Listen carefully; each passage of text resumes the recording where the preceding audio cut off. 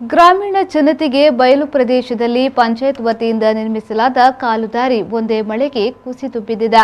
ಮಂಗಲಪಾಡಿ ಪಂಚಾಯತ್ನ 11ನೇ ವಾರ್ಡ್ ಹೇರೂರು ಬಯಲು ಪ್ರದೇಶದಲ್ಲಿ ಕಳೆದ 3 ತಿಂಗಳಿಗೆ ಮುಂಚಿತವಾಗಿ ಪಂಚಾಯತ್ ವತಿಯಿಂದ ಈ ಕಾಲುದಾರಿಯನ್ನು ನಿರ್ಮಿಸಲಾಗಿತ್ತು.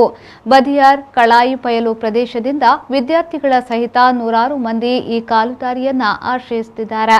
ಸುಮಾರು 70 ಮೀಟರ್ ಉದ್ದ ಹಾಗೂ 6 ಫೀಟ್ ಅಗಲದಲ್ಲಿ ಸುಮಾರು 2 ಲಕ್ಷ ರೂಪಾಯಿ ವೆಚ್ಚದಲ್ಲಿ ಕೆಂಪು ಕಲ್ಲಿನಿಂದ ಈ ಕಾಲುದಾರಿಯನ್ನ ನಿರ್ಮಿಸಲಾಗಿತ್ತೆಂದು ಸ್ಥಳೀಯರು ಮಾಹಿತಿಯನ್ನ ನೀಡಿದ್ದಾರೆ.